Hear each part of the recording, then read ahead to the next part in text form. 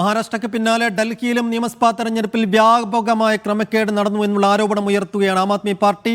ഡൽഹി നിയമസഭാ തെരഞ്ഞെടുപ്പ് തോൽവിക്ക് പിന്നാലെ ബിജെപിക്കും തെരഞ്ഞെടുപ്പ് കമ്മീഷനുമെതിരെ ഗുരുതര ആരോപണങ്ങളുമായി ആം ആദ്മി പാർട്ടി രംഗത്ത് വന്നിരിക്കുന്നു. വോട്ടർ പട്ടികയിലടക്കം ബിജെപി വ്യാപക ക്രമക്കേട് നടത്തി. കേന്ദ്രമന്ത്രിമാരുടെയും ബിജെപി എംപിമാരുടെയും വീടുകളിൽ വ്യാപകമായി വോട്ട് ചേർത്തെന്ന് Aam Aadmi party general secretary Sudha Dharmalingam media വണ്ണിനോട്. ലോക്സഭാ തെരഞ്ഞെടുപ്പിൽ 3 വോട്ടുണ്ടായിരുന്ന പർവേശ് വർമ്മയുടെ വീട്ടിൽ നിയമസഭാ തെരഞ്ഞെടുപ്പിൽ 32 വോട്ടായി. കെജ്രിവാൾ മത്സരിച്ച് ന്യൂഡൽഹി മണ്ഡലത്തിൽ 40,000 വോട്ടുകൾ വെട്ടിമാറ്റി. തെരഞ്ഞെടുപ്പ് കമ്മീഷന് പരാതി നൽകിയിട്ട് ഒരു നടപടിയെടുത്തുമില്ലെന്നും സുധാ ധർമ്മലിംഗം പറഞ്ഞു. Media one exclusive.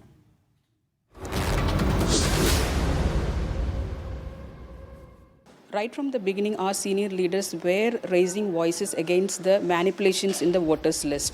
So, if you take the New Delhi constituency where Shri Arvind Kejriwal contested, nearly 10% of votes were deleted.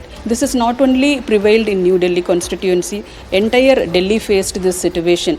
We have submitted all the proof. In fact, this election also, where and all the malpractices took place, we have given it to the Election Commission of India. Election Commission. They are not taking any steps. We cried. We attempted many times. High committee will sit and discuss and will introspect what has gone, like where we lacked and where the things, loopholes that BJP utilized it and how they made this election. If you take New Delhi constituency where Shri Arvind Kejriwal contested, the opponent candidate was Mr. Parvesh Verma, who was also the ex-MP, right? So, if you take the number of votes in his house, earlier during the Lok Sabha election, his house had only 3 or 4 votes. Now, during this Vidhan Sabha election, his house has got almost 32 votes. So, how is that possible? Within 6 months, your vote has increased to 32. Is it possible? Is it reality? ധൻസ് മോദ് വിശദാംശങ്ങൾ നൽകും. ധൻസ് മോദ്, തെരഞ്ഞെടുപ്പ് തോൽവിക്ക് പിന്നാലെ കേവലമായൊരു ആരോപണം എന്നതിനപ്പുറത്തേക്ക് എത്ര കണ്ട് തെളിവുകൾ നിരത്തിയുള്ള ഒരു അലിഗേഷനാണ് ഇപ്പോൾ ആപ്പ് പുറത്തുവിടുന്നത്. ഇതിപ്പോൾ വ്യാപകമായ രീതിയിൽ വോട്ട് ചേർക്കലും ഒപ്പം വെട്ടിമാറ്റലും നടന്നതിന് എന്തെല്ലാം തെളിവുകൾ നിരത്താനുണ്ട്? നേരത്തെ പരാതി നൽകിയെന്ന് പറയുന്നുണ്ട്. ആ പരാതി പിന്നീട് എന്ത് ആയി എന്നാണ് ഈ സുധാ ധർമ്മലിംഗം പറയുന്നത്?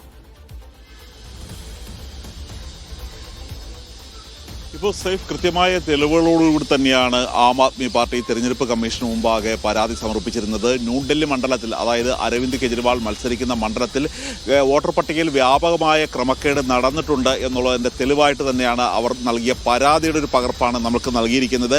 ഇതിൽ ചൂണ്ടിക്കാണിച്ചിരിക്കുന്നത് ബി ജെ പി സ്ഥാനാർത്ഥിയായ പർവേശ് വർമ്മയുടെ വസതിയിൽ മാത്രം ലോക്സഭാ തെരഞ്ഞെടുപ്പിൽ ഉണ്ടായിരുന്ന സമയത്ത് 4 വോട്ടായിരുന്നു അദ്ദേഹത്തിൻ്റെ കുടുംബാംഗങ്ങളുടെ അടക്കം ആ സ്ഥലത്തുണ്ടായിരുന്നത്. അത് ഇങ്ങനെയാണ് അതിൻ്റെ അഡ്രസ്സ് വരുന്നത്. ഈ 20 Windsor place New Delhi, GPO New Delhi, ബംഗ്ലാവ് നമ്പർ 20. ഈ നമ്പറിലായിരുന്നു നേരത്തെ അദ്ദേഹം MP ആയിരുന്ന സമയത്ത് താമസിച്ചിരുന്നത്. ഇപ്പോഴും നിലവിൽ അദ്ദേഹം MP ആയി തന്നെ തുടരുന്ന, മുൻ MP ആയെങ്കിൽ പോലും ആ വസതിയിൽ തന്നെയാണ് തുടരുന്നത്. അവിടെ ഇതിനകം തന്നെ വോട്ട് ചേർത്തിരിക്കുന്നത് 32 വോട്ടുകൾ ചേർത്തിട്ടുണ്ട് എന്നുള്ളൊരു കാര്യമാണ് പറഞ്ഞിരിക്കുന്നത്. ഇത് കൂടാതെ മറ്റ് BJP MPമാരുടെയും കേന്ദ്രമന്ത്രിമാരും അവരുടെ അഡ്രസ്സ് പോലും ഈ തരത്തിൽ വ്യാപകമായി വോട്ട് ചേർക്കുന്നതിന് വേണ്ടി ഉപയോഗിച്ചു എന്നൊരു കണ്ടെത്തൽ തന്നെയാണ് ആം ആദ്മി പാർട്ടി നടത്തിയിരിക്കുന്നത്. കേന്ദ്രമന്ത്രിമാർ, BJP MPമാർ, അതായത് മറ്റു പല സ്ഥലങ്ങളിലുള്ള BJP MPമാരുടെ പേരിൽ പോലും അവരുടെ വസതികളുടെ പോലും വോട്ട് ചേർത്തിരിക്കുകയാണ്. ഇതൊന്നും കൂടാതെ ഏതെങ്കിലും ക്ഷേത്രങ്ങളുടെ പേരിൽ, അതായത് അവിടെ ആൾ താമസമില്ലാത്ത 4 ചുവരുകൾ മാത്രമുള്ള ചില ക്ഷേത്രങ്ങളുടെ അഡ്രസ്സിൽ പോലും BJP വ്യാപകമായി പേര് ചേർത്തിട്ടുണ്ട്. അങ്ങനെ ഇവിടെ അടുത്തുള്ളൊരു വാൽമീകി ക്ഷേത്രത്തിൻ്റെ അടുത്തുള്ള ഒരു ചെറിയ കെട്ടിടത്തിൽ മാത്രം 44 വോട്ടുകളാണ് അവിടെ ചേർത്തിരിക്കുന്നത്. ഇതെല്ലാം ചൂണ്ടിക്കാട്ടിയാണ് കൃത്യമായി തെരഞ്ഞെടുപ്പ് കമ്മീഷന് മുമ്പാകെ പരാതി നൽകിയിരിക്കുന്നത്. പക്ഷേ ഈ പരാതി നൽകിയിട്ടും തെരഞ്ഞെടുപ്പ് കമ്മീഷൻ ഒരു ചെറുവിരൽ പോലും അനക്കിയിട്ടില്ല എന്നുള്ളൊരു കാര്യമാണ് പറയുന്നത്. അതുകൊണ്ട് തന്നെ അരവിന്ദ് കെജ്രിവാളിനെ തോൽപ്പിച്ചത് ഒരു വെട്ടിയാണ് തോൽപ്പിക്കൽ നടത്തിയിരിക്കുന്നത്. 13% വോട്ടുകളാണ് അധികമായി ചേർത്തിരിക്കുന്നത്. അതായത് BJP തന്നെയാണ് തീരുമാനിക്കുന്നത് ആർക്ക് അവർക്ക് വോട്ട് ചെയ്യണം എന്നൊരു കാര്യത്തിൽ BJP തീരുമാനിച്ചു. BJP തന്നെ വോട്ട് ചേർത്തു എന്നുള്ളൊരു കാര്യമാണ് പറഞ്ഞിരിക്കുന്നത്.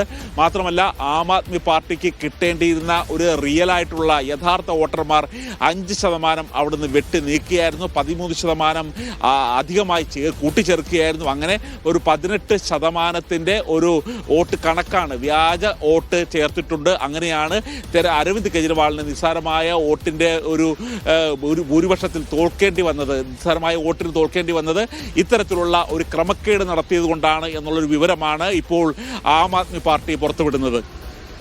ഇക്കാര്യത്തിൽ നേരത്തെ തന്നെ കമ്മീഷന് പരാതി നൽകിയിരുന്നുവെന്ന് സുധാ ധർമ്മലിംഗം പറയുന്നുണ്ട്. അതിനപ്പുറത്തേക്ക് പ്രചാരണത്തിന്റെ ഘട്ടത്തിലേക്ക് ഇതൊരു ഇഷ്യൂ ആയി റൈസ് ചെയ്തിരുന്നു അവിടെ ആം ആദ്മി പാർട്ടി. ആം ആദ്മി പാർട്ടി പല തരത്തിലുള്ള ഇഷ്യൂകൾ റൈസ് ചെയ്തിരുന്നു. പക്ഷേ അതിൽ ഒരു വിഷയം മാത്രമായിരുന്നു ഇത്തരത്തിലുള്ള അധികമായി വോട്ട് ചേർക്കുന്നു എന്നുള്ളത്. അവർ ചൂണ്ടിക്കാട്ടുന്നത് ഇപ്പോൾ കേന്ദ്ര ഏജൻസികളെ എല്ലാം അവരുടെ ഒരു കയ്യിലെ കളിപ്പാവയാക്കി മാറ്റിയിരിക്കുകയാണ് BJP സർക്കാർ ചെയ്യുന്നത്. ED ഉപയോഗിച്ച് കേസെടുക്കുന്നു, CBI ഉപയോഗിച്ച് കേസെടുക്കുന്നു. അതുപോലെ തന്നെ ഇപ്പോൾ തെരഞ്ഞെടുപ്പ് കമ്മീഷനെയും മാനിപ്പുലേറ്റ് ചെയ്യുന്ന ഒരു വാക്കാണ് അവർ സൂചിപ്പിച്ചിരിക്കുന്നത്.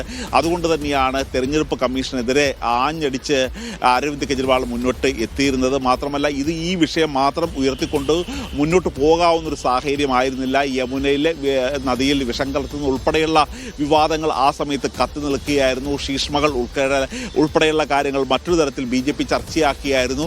ഇത്തരത്തിലുള്ളൊരു മറുപടി പറയുകയും അവർ നേരിടുന്ന കേസുമായി മുന്നോട്ട് പോകുന്നു.